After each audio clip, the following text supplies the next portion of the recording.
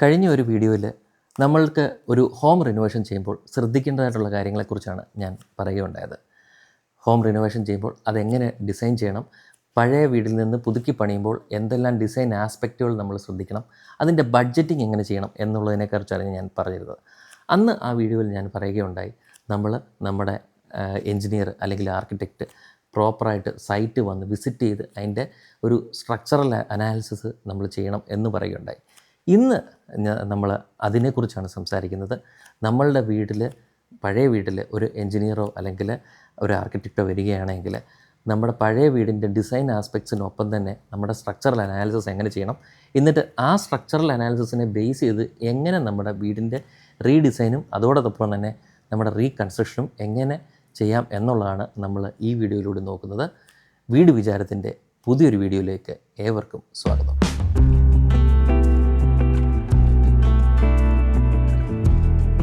നമ്മൾ ഒരു പഴയ വീട് ആണ് ഇപ്പോൾ ഉള്ളതെന്ന് വിചാരിക്കുക. നമ്മൾ ആ വീട്ടിൽ നമ്മുടെ എൻജിനീയർ എത്തി നമ്മൾ ശ്രദ്ധിക്കേണ്ടതായിട്ടുള്ള ഏറ്റവും ബേസിക് ആയിട്ടുള്ള കാര്യങ്ങൾ എന്ന് പറഞ്ഞാൽ, നമ്മളുടെ ഒരു റിക്വയർമെൻറ്റ് ലിസ്റ്റ് ക്ലയൻറ്റ് തന്നിട്ടുണ്ട്. അതായത് എനിക്ക് മുകളിൽ ഇത്ര റൂം വേണം, എൻ്റെ താഴത്തെ ബാത്റൂം ഒന്ന് എക്സ്റ്റെൻഡ് ചെയ്യണം, ബെഡ്റൂം എക്സ്റ്റെൻഡ് ചെയ്യണം, ഇങ്ങനെയുള്ള കാര്യങ്ങൾ, എൻ്റെ കിച്ചൺ ഓപ്പൺ കിച്ചൺ ആക്കണം, ഇങ്ങനെയുള്ള കാര്യങ്ങളൊക്കെ തന്നെ നമ്മളോട് പറഞ്ഞിട്ടുണ്ടാവും. അപ്പോൾ നമ്മൾ ഇതെല്ലാം നമുക്ക് അഡീഷണലായിട്ട് നമ്മൾ ചെയ്യുകയും വേണം. അതോടൊപ്പം തന്നെ നമ്മുടെ എക്സിസ്റ്റിംഗ് ആയിട്ടുള്ള വീടിൻ്റെ സ്ട്രക്ചർ നമ്മൾ പ്രോപ്പറായിട്ട് നമ്മൾ അനലൈസ് ചെയ്യുകയും ചെയ്യണം. എല്ലാവർക്കും ഉള്ള ഒരു സംശയമാണ്, ഒരു കോൺക്രീറ്റ് ചെയ്ത വീടിൻ്റെ ലൈഫ് എത്ര എന്നുള്ളത്. ഒരു കോൺക്രീറ്റ് ചെയ്ത വീടിൻ്റെ ഒരു ലൈഫ് എന്ന് പറഞ്ഞാൽ ടെക്നിക്കലി പറയുമ്പോൾ ഒരു 30 to 50 ഇയേഴ്സിന് ഉള്ളിലായിരിക്കാം നിൽക്കുന്നത്. പക്ഷേ നമ്മൾ അത് പ്രോപ്പറായിട്ട് മെയിൻറ്റെയിൻ ചെയ്യുക എന്ന് വെച്ച് കഴിഞ്ഞാൽ വെള്ളം കെട്ടിക്കിടന്ന് ലീക്കുകൾ ഉണ്ടാകാതിരിക്കുക, ഒത്തിരി അധികം പായൽ പിടിച്ച് കിടക്കാതിരിക്കുക. ഇനി കുറച്ച് നാൾ പായൽ പിടിച്ചു, അതിനുശേഷം പ്ലാസ്റ്ററിങ് ഇളകുന്നു, പ്ലാസ്റ്ററിങ്ങിൻ്റെ ഇടയ്ക്കൂടെ ചെറിയ ചെറിയ മരങ്ങളൊക്കെ കിളിച്ചു വരുന്നു, അങ്ങനെയുള്ള സാഹചര്യങ്ങളൊക്കെ ഉണ്ടാകാതിരിക്കുക. അങ്ങനെ പ്രോപ്പറായിട്ടുള്ളൊരു മെയിൻ്റനൻസ് ചെയ്യാത്ത വീടാണെങ്കിൽ തീർച്ചയായും ഈ പറയുന്ന 30 വർഷമോ അല്ലെങ്കിൽ 50 വർഷമോ ഒന്നും ലൈഫ് നമുക്ക് കിട്ടിയെന്നിരിക്കത്തില്ല. ഈവൻ 15-20 വർഷം ആകുമ്പോൾ തന്നെ നമ്മുടെ സ്ട്രക്ചറിന് ഒത്തിരി അധികം ഡാമേജസ് വന്നിരിക്കാം. പക്ഷേ നമ്മൾ പ്രോപ്പറായിട്ട് നമ്മൾ മെയിൻറ്റെയിൻ ചെയ്ത് പോകുന്ന ഒരു വീടാണെങ്കിൽ 50-ഓ 70-ഓ അതിനു മുകളിലും ഒക്കെ തന്നെ ലൈഫ് നമുക്ക് കിട്ടിയെന്നിരിക്കാം. അപ്പോൾ ഒരു കോൺക്രീറ്റ് സ്ട്രക്ചറിന് ഡെഫിനറ്റായിട്ടും നല്ല ഒരു ലൈഫ് സ്പാൻ ഉണ്ട്. ഒരു എൻജിനീയർ നമ്മുടെ സൈറ്റിൽ വന്നു കഴിഞ്ഞാൽ നമുക്ക് 2ാം നിലയിലേക്ക് പോകണമെന്നുണ്ടെങ്കിൽ തീർച്ചയായും നമ്മൾ ആ വീട് പണിത ആൾക്കാരോ അല്ലെങ്കിൽ അതിനെക്കുറിച്ച് അറിയാവുന്ന ആൾക്കാരോ ഉണ്ടെങ്കിൽ തീർച്ചയായും വളരെ നല്ലൊരു കാര്യമാണ്. ഇല്ല എങ്കിൽ നമ്മുടെ ആ ഫൗണ്ടേഷൻ ചെയ്തിരിക്കുന്നതിൻ്റെ സൈഡിൽ തന്നെ ഒരു പിറ്റെടുത്ത് ഫൗണ്ടേഷൻ എത്രമാത്രം ഡെപ്തിൽ ചെയ്തിട്ടുണ്ട്, ഏത് മെത്തേഡിലാണ് ചെയ്തിരിക്കുന്നത് എന്നൊക്കെ നമ്മൾ മനസ്സിലാക്കേണ്ടതായിട്ട് ഉണ്ട്. അത് വളരെ നല്ലൊരു കാര്യമാണ്. ഇനിയിപ്പോഴും നമ്മളുടെ ഒരു ഭിത്തിയിൽ ഒത്തിരി അധികം വെള്ളം ഷെയ്ഡിൻ്റെ അഭാവം കൊണ്ടോ അല്ലെങ്കിൽ ക്ലൈമാറ്റിക് കണ്ടീഷൻ കൊണ്ടോ ഒത്തിരി അധികം നനവ് വരുന്ന ഒരു ഭിത്തിയാണെങ്കിൽ അതിന് എത്രമാത്രം ബലമുണ്ട് എന്ന് നമ്മൾ പൂർണ്ണമായിട്ടും നമ്മൾ അനലൈസ് ചെയ്യണം. ഏത് രീതിയിലുള്ള മെത്തേഡിലാണ് ചെയ്തിരിക്കുന്നത്, ബ്രിക്കാണോ യൂസ് ചെയ്തിരിക്കുന്നത്, ബ്ലോക്കാണോ യൂസ് ചെയ്തിരിക്കുന്നത്, അല്ലെങ്കിൽ വെട്ടുകല്ലാണോ ഉപയോഗിച്ച് ചെയ്തിരിക്കുന്നത്, ഏത് രീതിയിലുള്ള മെറ്റീരിയലാണ് ഉപയോഗിച്ചിരിക്കുന്നത് എന്നുള്ളത്, നമ്മുടെ ബ്രിക്ക് വർക്കിന് യൂസ് ചെയ്തിരിക്കുന്നത്, വോൾ വർക്കിന് യൂസ് ചെയ്തിരിക്കുന്നുള്ളതെന്ന് നമ്മൾ തീർച്ചയായിട്ടും മനസ്സിലാക്കുക. അത് നമ്മൾ 2ാമത്തെ നില നമ്മൾ പണിയുകയാണെങ്കിൽ നമ്മൾക്ക് ഏറ്റവും എളുപ്പം ചെയ്യാൻ പറ്റുന്ന ഒരു മെത്തേഡ് എന്ന് പറഞ്ഞാൽ, താഴത്തെ ആ ഭിത്തികൾക്ക് നല്ല സ്ട്രെങ്ത് ഉണ്ടെങ്കിൽ അതിന് മുകളിലേക്ക് തന്നെ നമ്മൾ ഭിത്തികൾ നമ്മൾ പണിയുക എന്നുള്ളതാണ്. അതായത് അളവുകൾ താഴത്തെ ബെഡ്റൂമിൻ്റെ അളവിൽ തന്നെ മുകളിലോട്ട് പണിയുക എന്നുള്ളതാണ് സിമ്പിളായിട്ടുള്ള മെത്തേഡ്. അതേസമയം നമ്മൾ ഭിത്തി പൊട്ടിച്ച് വലുതാക്കി ചെയ്യുകയാണെങ്കിൽ, നമ്മൾ ഫൗണ്ടേഷൻ എക്സ്റ്റെൻഡ് ചെയ്യുകയാണെങ്കിൽ, അല്ലെങ്കിൽ ഭിത്തി പൊട്ടിച്ച് നമ്മൾ വലുതാക്കി വേറെ വോൾസ് ചെയ്യുകയാണെങ്കിൽ അത് പ്രോപ്പറായിട്ട് നമ്മൾ നോക്കി ഡിസൈൻ ചെയ്ത് നമ്മൾ ചെയ്യണം. ഇനിയിപ്പോൾ പണ്ട് ചില കാലങ്ങളിലൊക്കെ തന്നെ ലിൻഡലൊന്നും മുഴുവനായിട്ട് കൊടുക്കാതെ ചിലപ്പോൾ ചെയ്തിട്ടുണ്ടാകും. ജസ്റ്റ് ഡോറിൻ്റെ മുകളിൽ മാത്രം ലിൻഡൽ കൊടുത്ത് ചെയ്തിട്ടുണ്ടാകും. അങ്ങനെയൊക്കെയുള്ളതാണെങ്കിൽ നമ്മൾ ശ്രദ്ധിക്കേണ്ടതായിട്ടുണ്ട്. പ്രോപ്പറായിട്ട് ബീമുകൾ കൊടുക്കാതെ ചെയ്തിട്ടുണ്ടാകും, അതാണെങ്കിലും നമ്മൾ ശ്രദ്ധിക്കേണ്ടതായിട്ടുണ്ട്. പണ്ടത്തെയൊക്കെ ഉള്ളൊരു ആർക്കിടെക്ചറിന് അത് എപ്പോഴും തന്നെ ഒത്തിരി അധികം കർവുകൾ ഒക്കെ ചെയ്ത് വെക്കുമായിരുന്നു. അകത്ത് ഹോളിൽ നിന്ന് ഡൈനിങ്ങിലോട്ട് പോകുമ്പോൾ കർവുകളൊക്കെ ചെയ്ത് കൊടുക്കും. പക്ഷേ ഇപ്പോഴത്തെ ഒരു മെത്തേഡിൽ അങ്ങനെയുള്ള കാര്യങ്ങളൊക്കെ ഒഴിവാക്കും. അപ്പോൾ ഇതൊക്കെ ഭിത്തികളൊക്കെ കട്ട് ചെയ്ത് മാറ്റി ഒരു ബീമൊക്കെ നമ്മൾ പുതിയതായിട്ട് ചെയ്യുന്നുണ്ടെങ്കിൽ അതിനൊക്കെ തന്നെ നമ്മുടെ എൻജിനീയറിനെ കൊണ്ട് നമ്മുടെ റിക്വയർമെൻറ്റ് പറഞ്ഞതിന് ശേഷം പ്രോപ്പറായിട്ടുള്ള അനലൈസ് ചെയ്ത് നമ്മളോടൊരു എക്സ്ട്രാ ബീമോ അല്ലെങ്കിൽ പില്ലറോ ചെയ്യണമെങ്കിൽ നമ്മൾ ചെയ്യണം. ഇനിയിപ്പോൾ വീടിനകത്ത് എങ്ങനെ പില്ലർ ചെയ്യാം എന്നുള്ളത് നിങ്ങൾ തീർച്ചയായിട്ടും നിങ്ങൾ ആലോചിക്കുമായിരിക്കും. അവിടുത്തെ ടൈൽ കട്ട് ചെയ്ത് ഫൗണ്ടേഷൻ കട്ട് ചെയ്ത് ഒരു നോർമൽ പില്ലർ ചെയ്ത് വരുന്ന മെത്തേഡിൽ കൂടെ തന്നെ ഫൗണ്ടേഷനകത്തോട്ട് നമ്മൾ ഫൗണ്ടേഷൻ കട്ട് ചെയ്ത് അതിനകത്ത് PCC ഇട്ട് മെഷ് വെച്ച് പില്ലർ വാർത്ത് നമ്മൾ മുകളിൽ നമ്മളുടെ റൂഫ് സ്ലാബ് വരെ ബീം സെറ്റ് ചെയ്യുന്ന രീതിയിൽ നമ്മൾ ചെയ്യേണ്ടതായിട്ടുണ്ട്.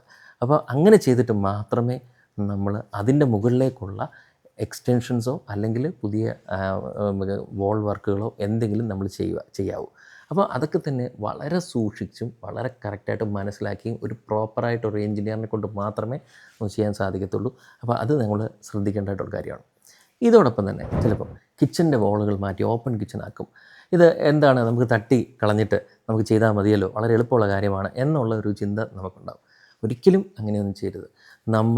നമ്മളുടെ മുകളിലുള്ള വെയിറ്റ് നമ്മൾ കൃത്യമായിട്ട് മനസ്സിലാക്കി അതിനനുസരിച്ചുള്ള ബീമുകൾ കൊടുക്കണമെങ്കിൽ, അല്ലെങ്കിൽ ഇപ്പം നമുക്ക് വേറെ മെത്തേഡ്സ് ഉണ്ട്, അതായത് സെക്ഷൻസ് ഒക്കെ ആണെങ്കിൽ നമുക്ക് കൊടുത്തുകൊണ്ട് നമുക്ക് ബീം സെറ്റ് ചെയ്യാൻ പറ്റും. അങ്ങനത്തെ കാര്യങ്ങൾ ചെയ്തുകൊണ്ട് വേണം നമ്മൾ ഒരു ഓപ്പൺ കിച്ചന് വേണ്ടി, അതായത് ക്ലോസ്ഡ് കിച്ചണിൽ നിന്ന് ഒരു ഓപ്പൺ കിച്ചൺ ചെയ്യുന്നുണ്ടെങ്കിൽ അതിലേക്ക് പോകാൻ വേണ്ടി. ഇനിയിപ്പോൾ നമുക്ക് എല്ലാ വീടുകളിലും കാണുന്ന ഒരു കാര്യമാണ്, നമുക്ക് പഴയ വീടുകളിലൊക്കെ ചിമ്മിനി കാണും. പഴയ വലിയ ബ്രിക്ക് വർക്ക് ചെയ്ത് കോൺക്രീറ്റ് ചെയ്തിരിക്കുന്ന ചിമ്മിനികൾ കാണും. ഇത് ഇപ്പോഴത്തെ ഒരു കാലത്ത് അങ്ങനെ ആവശ്യമുള്ള ഒരു കാര്യമല്ല. മിക്കവാറും ഉള്ള വീടുകളിലൊക്കെ തന്നെ ഈ ചിമ്മിനി ഡിമോളിഷ് ചെയ്ത് കളയാൻ പറയുന്നുണ്ടാവും. പക്ഷേ ചിമ്മിനി ഡിമോളിഷ് ചെയ്ത് കളയാം, അത് കറക്റ്റാണ്. പക്ഷേ ഇതൊരു സ്ക്വയർ പീസായിട്ട് നമ്മുടെ റൂഫിൻ്റെ മുകളിൽ വരുന്ന ഒരു കാര്യമാണ്. തീർച്ചയായിട്ടും വളരെ നല്ലതായിട്ട് ശ്രദ്ധിച്ച് അതിൻ്റെ കട്ട് ചെയ്തതിന് ശേഷം പഴയ കമ്പികൾ നമ്മൾ ഒരു 50 സെൻറ്റിമീറ്റർ വീതിയിൽ പൊളിച്ചെടുത്തതിന് ശേഷം ഒരു കൺസീൽഡ് ബീം അല്ലെങ്കിൽ ഒരു എക്സ്റ്റീരിയർ ബീം വരുന്ന രീതിയിൽ ഒരു ബീം കൊടുത്ത് ഒരു ലീക്ക് പ്രൂഫായിട്ട് വേണം നമ്മളതിനെ സ്ലാബ് കോൺക്രീറ്റ് ചെയ്യാൻ. അല്ലാതെ നമ്മൾ ജസ്റ്റ് അത് പൊട്ടിച്ചെടുത്ത് പഴയ കമ്പിയും കൂടെ കണക്ട് ചെയ്ത് അതിൽ കുറച്ച് പുതിയ കമ്പികൾ കൂടെ മിക്സ് ചെയ്തിട്ട് ഒരു കോൺക്രീറ്റ് ചെയ്ത് കളയാം എന്നുള്ള ധാരണയിലേക്ക് നമ്മൾ പോകരുത്. ഭാവിയിൽ ഒരു 2-3 വർഷങ്ങൾക്ക് ശേഷം ഓരോ സ്ഥലത്ത് നിന്ന് സ്ട്രക്ചറൽ ഡാമേജുകൾ നമുക്ക് ഉണ്ടാകും. അതുകൊണ്ട് തന്നെ നമ്മളത് പ്രോപ്പറായിട്ട് ഡിമോളിഷ് ചെയ്തതിന് ശേഷം നമ്മൾ അതിൻ്റെ ഒരു കൺസീൽഡ് ബീമോ അല്ലെങ്കിൽ ഒരു എക്സ്ട്രാ ബീമോ കൊടുത്തുകൊണ്ട് വേണം നമ്മൾ ആ കോൺക്രീറ്റിങ് നമ്മൾ ചെയ്യാൻ. ഇതുപോലെ ഓരോ കാര്യങ്ങളും നമ്മൾ പ്രോപ്പറായിട്ട് നമ്മുടെ സ്ട്രക്ചറൽ അനാലിസിസ് ചെയ്യുമ്പോൾ നമ്മൾ ശ്രദ്ധിക്കേണ്ടതായിട്ടുണ്ട്. ഇനിയിപ്പോൾ നമ്മുടെ വീട്ടിലേക്ക് വരുമ്പോഴത്തേക്ക് നല്ല മേജറായിട്ടുള്ള ക്രാക്സ് ഉണ്ടെങ്കിൽ, അല്ലെങ്കിൽ നമ്മുടെ റൂഫ് സ്ലാബിൽ കുറച്ച് കമ്പികളൊക്കെ തന്നെ തുരുമ്പിച്ചിട്ടുണ്ടെങ്കിൽ നമ്മൾ ചിലപ്പോൾ വിചാരിക്കും അത് പ്ലാസ്റ്റർ ചെയ്ത് നമ്മൾ പുട്ടിയിട്ട് കഴിഞ്ഞാൽ അതങ്ങ് ഫിനിഷായി പോകുമല്ലോ. ഒരിക്കലും അങ്ങനെ ചെയ്യരുത്. അത് നമ്മൾ അതിൻ്റെ ആ ഭാഗത്ത് നമ്മൾ നോക്കി അതിൻ്റെ ബാർസുകൾ എന്തുമാത്രം തുരുമ്പിച്ചിട്ടുണ്ടോ ആ ഒരു പീസ് കട്ട് ചെയ്ത് മാറ്റണമെങ്കിൽ ആ ഒരു പീസ് നമ്മൾ റൂഫ് സ്ലാബ് കട്ട് ചെയ്ത് മാറ്റി പുതിയ ഷട്ടറിങ് ചെയ്ത് നമ്മൾ വാർത്ത് നമ്മൾ അത് റെക്ടിഫൈ ചെയ്തെടുക്കേണ്ടതായിട്ടുണ്ട്. അല്ല എങ്കിൽ ഞാൻ നേരത്തെ പറഞ്ഞതുപോലെ തന്നെ നമ്മൾ ഒരു റീഡിസൈൻ ചെയ്യുന്നു, നമ്മളൊരു റിനോവേഷൻ ചെയ്യുന്നു, കുറച്ച് പുട്ടിയൊക്കെ ഇട്ട് ഫിനിഷ് ചെയ്ത് നമ്മൾ നല്ല രീതിയിൽ പെയിൻ്റ് അടിക്കുന്നു. പക്ഷേ കാലക്രമേണ മുന്നോട്ട് പോകുമ്പോഴത്തേക്ക് വീണ്ടും അഡീഷണലായിട്ട് മെയിൻ്റനൻസ് ചെയ്യേണ്ടതായിട്ട് ആവശ്യമോ അല്ലെങ്കിൽ ലീക്കുകളോ കാര്യങ്ങളോ ഒക്കെ വരാനുള്ള ചാൻസസ് നമുക്കുണ്ട്. അപ്പം ഒരു എഞ്ചിനീയർ വന്ന് സ്ട്രക്ചറിൽ ഇത് അനലൈസ് ചെയ്യുക എന്നുള്ളത് വളരെ ഇമ്പോർട്ടൻ്റ് ആയിട്ടുള്ള കാര്യമാണ്. ഇങ്ങനെ ഓരോ പോയിൻറ്റുകളും നമ്മൾ തീർച്ചയായിട്ടും നമ്മൾ ചെക്ക് ചെയ്യേണ്ടതായിട്ടുള്ളതായിട്ട് ഉണ്ട്. നമ്മുടെ വീടിൻ്റെ ഒരു പഴയ ബാത്റൂം അവിടെ ഉണ്ടായിരുന്നു. നമ്മൾ ചിലപ്പം ഇടയ്ക്ക് ഒരു ചെറിയൊരു റിനോവേഷനായിട്ട് ചെയ്ത് എക്സ്റ്റെൻഡ് ചെയ്തായിരിക്കും. അതിൻ്റെ മുകളിൽ ഒരു ബാത്റൂം ചെയ്യാമോ എന്ന് ഒരാൾ എന്നോട് ചോദിക്കുകയുണ്ടായി. നമ്മൾ തീർച്ചയായിട്ടും അങ്ങനെയുള്ള കാര്യങ്ങളൊക്കെ ചെയ്യുമ്പോൾ തന്നെ വളരെ ശ്രദ്ധിക്കേണ്ടതായിട്ടുള്ള കാര്യമാണ്. കാരണം വേറൊന്നുമല്ല, ഒരു 20 വർഷ ആയിരിക്കും. ഒരു 10 വർഷം കഴിഞ്ഞപ്പോഴത്തേക്ക് ഒരു ചെറിയൊരു അസൗകര്യം കണ്ടു, ഒരു ബാത്റൂം ചെറുതായിട്ട് അങ്ങോട്ട് എക്സ്റ്റെൻഡ് ചെയ്തായിരിക്കും. അതിനൊന്നും പ്രോപ്പറായിട്ടുള്ള ഫൗണ്ടേഷനോ കാര്യങ്ങളോ ഒന്നും ചിലപ്പോൾ ചെയ്തിട്ടുണ്ടായിരിക്കത്തില്ല, ജസ്റ്റ് ഒരു എക്സ്റ്റൻഷൻ ചെയ്തായിരിക്കും. അപ്പോൾ അങ്ങനെയുള്ള റിനോവേഷൻസ് ചെയ്യുമ്പോഴത്തേക്ക് അത് പൂർണ്ണമായിട്ട് ഡിമോളിഷ് ചെയ്ത് ഒരു പുതിയ ബാത്റൂം താഴത്തെ നിലയിൽ സെറ്റ് ചെയ്ത് അതിൻ്റെ മുകളിൽ വേറെ ഒരു റിക്വയർമെൻറ്റ് ഉണ്ടെങ്കിൽ മുകളിലും ഒരു ബാത്റൂം സെറ്റ് ചെയ്യുന്നതായിരിക്കും തീർച്ചയായിട്ടും നല്ലത്. അതൊക്കെ തന്നെ നമ്മൾ സ്ട്രക്ചറൽ അനലൈസ് ചെയ്യുമ്പോഴത്തേക്കും നമ്മൾ തീർച്ചയായിട്ടും കറക്റ്റായിട്ട് ചെയ്യണം.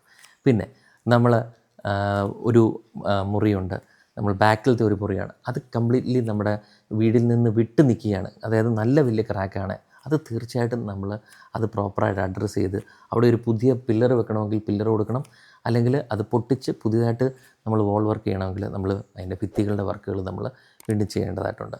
അങ്ങനെ നമ്മൾ ഒരു സ്ട്രക്ചറൽ അനാലിസിസ് വളരെ പ്രോപ്പറായിട്ട് ചെയ്യണം. എന്നിരുന്നാൽ തന്നെ ചിലപ്പോൾ നമ്മുടെ ഒരു വീട്ടിൽ നമ്മുടെ ഒരു റൂഫ് സ്ലാബ് ചെയ്തിരിക്കുന്നു. റൂഫ് സ്ലാബും ഭിത്തിയും തമ്മിൽ ചെറിയൊരു ചിന്നൽ പോലുണ്ട്, അല്ലെങ്കിൽ ഒരു ചെറിയൊരു ക്രാക്ക് പോലുണ്ട്. അതൊന്നും അങ്ങനെ കാര്യമാക്കേണ്ടതായിട്ടില്ല. കാരണം വേറൊന്നുമല്ല, നമുക്ക് കമ്പിയും സിമെൻറ്റും കോൺക്രീറ്റും ആയതുകൊണ്ട് തന്നെ ചെറിയ എക്സ്പാൻഷനും കോൺട്രാക്ഷനും ഒക്കെ ഉണ്ടാവും. അതുമായിട്ട് ബന്ധപ്പെട്ട് വന്നിരിക്കുന്ന ചെറിയ ചിന്നലുകളോ അല്ലെങ്കിൽ പ്ലാസ്റ്ററിംഗ് ഉള്ള ചെറിയ ചിന്നലുകളോ ഒക്കെ ആണെങ്കിൽ തീർച്ചയായിട്ടും നമ്മൾ ഭയപ്പെടേണ്ടതായിട്ടില്ല. നമുക്ക് അതിൻ്റെ റിനോവേഷൻ അല്ലെങ്കിൽ മേളിലൊരു നില എടുക്കണമെങ്കിൽ തീർച്ചയായിട്ടും എടുക്കാം. ഇനിയിപ്പോൾ നമ്മൾ നോക്കും, മേളിലൊരു നില എടുക്കുമ്പോൾ എനിക്ക് ബ്രിക്ക് വേണോ, സോളിഡ് ബ്ലോക്ക് വേണോ, ഹോളോ ബ്ലോക്ക് വേണോ, അല്ലെങ്കിൽ എന്താണ് വേണ്ടത് എന്നുള്ളൊരു ചിന്തയുണ്ടാവും. നമുക്ക് വലിയ ഒരു സ്ട്രെങ്ത് ഫാക്ടറിൻ്റെ ഒരു പ്രോബ്ലം ഉണ്ടെങ്കിൽ, അതായത് നമ്മൾ പഴയൊരു വീടാണ്, ഒരു 40 വർഷം പഴയ വീടാണ്, നമുക്ക് നോർമലായിട്ടുള്ളൊരു ഫൗണ്ടേഷനേ ഉള്ളൂ എന്നുണ്ടെങ്കിൽ നമ്മുടെ ഒരു എൻജിനീയർ പ്രോപ്പറായിട്ട് അനലൈസ് ചെയ്ത് ഏത് ടൈപ്പ് ഓഫ് ബ്രിക്ക് വേണമെന്നുള്ളത് അതിനെക്കുറിച്ച് സജസ്റ്റ് ചെയ്യുക. അല്ലെങ്കിൽ ശ്രദ്ധിക്കേണ്ട കാര്യം എന്ന് വെച്ച് കഴിഞ്ഞാൽ വെയ്റ്റ്ലെസ് ആയിട്ടുള്ള ബ്ലോക്കുകളൊക്കെ തന്നെ നമുക്കിപ്പോൾ അവൈലബിൾ ആണ്. AAC ബ്ലോക്കുകൾ, CLC ബ്ലോക്കുകൾ, അങ്ങനെയുള്ള ബ്ലോക്കുകളിലേക്ക് നമ്മൾ പോയി കഴിഞ്ഞാൽ ഭാരം നമ്മുടെ വോൾസിൻ്റെ കുറഞ്ഞു കിട്ടും. അത് കുറയുന്നതിനനുസരിച്ച് നമ്മുടെ ഭൂമിയിലേക്ക് അല്ലെങ്കിൽ താഴത്തെ നിലയിലേക്ക് വരുന്ന ലോഡ് കുറഞ്ഞു കിട്ടും. അപ്പോൾ നമുക്ക് ചൂട് സേഫായിട്ട് നമുക്ക് ചെയ്യാൻ സാധിക്കും. അപ്പോൾ അതിൻ്റെ ഒരു ബഡ്ജറ്റിങ് കാര്യങ്ങളൊക്കെ ചെക്ക് ചെയ്തുകൊണ്ട് തന്നെ നമ്മളത് പ്രോപ്പറായിട്ട് ഏത് രീതിയിലുള്ള ബ്ലോക്ക് ഉപയോഗിച്ച് രണ്ടാമത്തെ നില പണിയണം എന്നുള്ളത് നമുക്ക് തീരുമാനിക്കാം. അതോടൊപ്പം തന്നെ ഒരു നിലയിൽ നിന്ന് മുകളിലോട്ട് പോകാൻ പഴയ വീട്ടിൽ നമുക്ക് സ്റ്റെയർ ഇല്ല. അപ്പോൾ സ്റ്റെയർ നമ്മൾ പൊട്ടിച്ച് ചെയ്യുന്നുണ്ടാവും. തീർച്ചയായിട്ടും സ്റ്റെയർ ചെയ്യുമ്പോൾ നമ്മൾ വളരെ നല്ല രീതിയിൽ ശ്രദ്ധിക്കണം.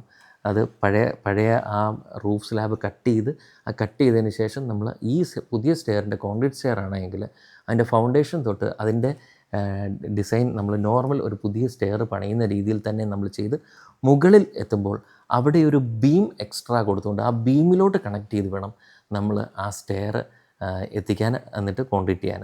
നമ്മളല്ലാതെ ജസ്റ്റ് ആ സ്ലാബ് കട്ട് ചെയ്ത് അതിൽ നിന്ന് പഴയ സ്ലാബ് കട്ട് ചെയ്ത് അതിൽ നിന്ന് കമ്പി എടുത്ത് ഈ പുതിയ സ്റ്റെയറിൻ്റെ കമ്പി കൊണ്ട് അതിലോട്ട് ജോയിൻ ചെയ്തുകൊണ്ട് കോൺക്രീറ്റ് ചെയ്ത് ഒരിക്കലും ചെയ്യരുത്. കാരണം വേറൊന്നുമല്ല, കുറച്ച് നാൾ കഴിയുമ്പോൾ നമ്മൾ ആ സ്റ്റെയറിൽ കൂടി നടക്കുമ്പോഴത്തേക്ക് ഒരു വൈബ്രേഷൻ ഫീൽ ചെയ്യാനുള്ള ചാൻസ് ഉണ്ട്. അങ്ങനത്തെയുള്ള കാര്യങ്ങളൊക്കെ തന്നെയുണ്ട്. അതുകൊണ്ട് തന്നെ നമ്മൾ ഒരു പുതിയ സ്റ്റെയർ ചെയ്യുന്ന ഒരു മെത്തേഡിൽ കൂടി തന്നെ നമ്മൾ ഭൂമി കട്ട് ചെയ്ത് PCC ചെയ്ത് അതിൽ നിന്ന് മെഷ് എടുത്ത് അതിൽ നിന്ന് നമ്മൾ ഓരോ സ്റ്റെയർ നമ്മൾ വാർത്ത് നമ്മൾ മേളിൽ ബീമിലോട്ട് കണക്ട് ചെയ്ത് വാർത്ത് ചെയ്യുന്ന രീതിയിലേക്ക് നമ്മൾ കൺസ്ട്രക്ഷൻ ചെയ്യേണ്ടതായിട്ടുണ്ട്. അപ്പം ഇതൊക്കെ തന്നെ നമ്മൾ വളരെ ശ്രദ്ധിച്ച് ചെയ്യണം. ഇനിയിപ്പോൾ പഴയ ഡോർസ് ആൻഡ് വിൻഡോസ് കാര്യങ്ങളൊക്കെ നമ്മൾ പഴയ വീടുകളിലേക്ക് ചെയ്യുമ്പോഴത്തേക്ക് എല്ലാ ഡോർസും വിൻഡോസും തന്നെ നമ്മൾ ചെക്ക് ചെയ്യണം. അതിൻ്റെ വിജാഗിരി, അതിൻ്റെ കാര്യങ്ങളെക്കുറിച്ചോ ജോയിനറീസിൻ്റെ കാര്യങ്ങളെക്കുറിച്ചോ അല്ല, നമ്മൾ ചെതിൽ പിടിച്ചിരിപ്പുണ്ടോ അല്ലെങ്കിൽ അങ്ങനത്തെ കാര്യങ്ങളുണ്ടോ, അത് മാറാനുണ്ടോ എന്നുള്ളത്. തീർച്ചയായിട്ടും നമ്മളൊരു വീട് റിനോവേറ്റ് ചെയ്യുന്നതിന് മുമ്പ് നമ്മൾ പ്രോപ്പറായിട്ടുള്ള ഒരു പെസ്റ്റ് കൺട്രോൾ നമ്മൾ ചെയ്യുന്നത് നല്ലൊരു കാര്യമാണ്. പെസ്റ്റ് കൺട്രോൾ ചെയ്ത് കഴിഞ്ഞാൽ നമുക്ക് കുറച്ച് വർഷങ്ങളിലേക്ക് നമുക്ക് ഈ ചിതലുകളിൽ നിന്നൊക്കെയുള്ള ഒരു ശല്യം നമുക്ക് മാറിക്കിട്ടും. ഒരു പഴയ വീടാണെങ്കിൽ തീർച്ചയായിട്ടും അതിനുള്ള ചാൻസസ് ഉണ്ട്. അത് നമ്മുടെ പെസ്റ്റ് കൺട്രോൾ നമ്മൾ തീർച്ചയായിട്ടും നമ്മൾ ചെയ്യേണ്ടതായിട്ടുണ്ട്. അതോടൊപ്പം തന്നെ പഴയ വീടുകളുടെ ഭിത്തികളിലൊക്കെ തന്നെ നമ്മൾ ശ്രദ്ധിക്കണം. ചിലയിടത്തൊക്കെ തന്നെ വെള്ളം മേളിലോട്ട് പനച്ച് കയറുന്നുണ്ടാവും, പായലിൻ്റെ പ്രശ്നങ്ങളുണ്ടാവും. അതായത് വാട്ടർ പ്രൂഫിങ് പഴയ വീടുകളിലൊക്കെ എന്ന് പറഞ്ഞാൽ ഒരു 20-25 വർഷങ്ങൾക്ക് മുമ്പ് വാട്ടർ പ്രൂഫിംഗ് ഒന്നും അത്ര വലിയ കോമൺ ആയിട്ടുള്ളൊരു സമയമല്ല. തീർച്ചയായിട്ടും ഇപ്പം നമുക്ക് പ്രോപ്പറായിട്ട് ഫൗണ്ടേഷനിലും റൂഫ് സ്ലാബിലും ഒക്കെ തന്നെ വാട്ടർ പ്രൂഫിങ് ചെയ്യണമെങ്കിൽ അതുകൂടെ നമ്മൾ മനസ്സിലാക്കണം. ഇങ്ങനെയുള്ള ഓരോ സ്ട്രക്ചറലായിട്ടുള്ള കാര്യങ്ങൾ നമ്മളുടെ എൻജിനീയർ അല്ലെങ്കിൽ ആർക്കിടെക്റ്റ് മനസ്സിലാക്കി നമ്മളുടെ റിക്വയർമെൻറ്റും കൂടെ വെച്ചിട്ട് നമ്മൾ പ്ലാൻ കംപ്ലീറ്റ് ചെയ്യുന്ന കാര്യം ഞാൻ നേരത്തെ പറഞ്ഞു.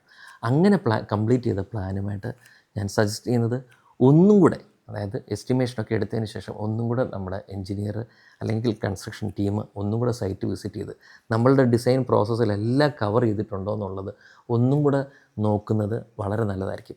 കാരണം നമ്മളിപ്പോൾ കട്ടിങ് ചെയ്ത് നമ്മൾ പുതിയൊരു പ്ലാനിലേക്ക് ഇങ്ങനെ ചെയ്യണം എന്നൊക്കെ നമ്മൾ എക്സിക്യൂഷൻ്റെ കാര്യങ്ങളൊക്കെ നമ്മൾ ഉണ്ടാക്കും. പക്ഷേ അന്നേരമായിരിക്കും നമ്മൾ ശ്രദ്ധിക്കുന്നത് നമുക്കൊരു പെർഗോള അതിനകത്ത് പറഞ്ഞിട്ടുണ്ട്, അത് റൂഫ് സ്ലാബ് കട്ട് ചെയ്യാനുണ്ട്, അതവിടെ വന്നിട്ടുണ്ടോ, അത് പ്രോപ്പറായിട്ടാണോ വന്നിരിക്കുന്നത്. പഴയ ഒരു വീട്ടിൽ ഒരു ക്യാൻഡിലിവർ പോർഷനുണ്ട്. ആ ക്യാൻഡിലിവർ പോർഷനിൽ നമ്മൾ ഒരിക്കലും കഴിയുന്നത് ടച്ച് ചെയ്ത്, കാരണം വേറൊന്നുമല്ല, അത് നമ്മൾ ഒരു പില്ലർ ഒരു ബീം കൊടുത്ത് അത് ക്യാൻഡിലിവറായിട്ട് കൊടുത്തിരിക്കുന്നതായിരിക്കും. അതിൽ വന്ന് കട്ടിങ്ങോ അല്ലെങ്കിൽ വൈബ്രേഷനോ വന്നു കഴിഞ്ഞാൽ, അല്ലെങ്കിൽ ചെറിയ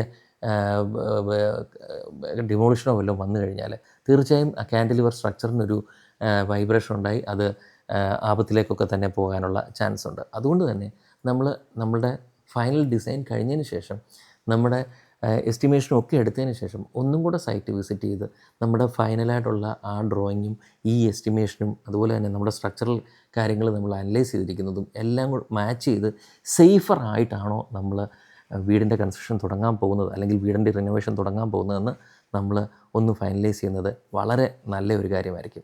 പഴയ വീടുകൾ എന്ന് പറഞ്ഞു വരുമ്പോഴത്തേക്ക് ചെറിയ സ്ലോപ്പിലുള്ള റൂഫുകളൊക്കെ തന്നെ ഉണ്ടാകാം.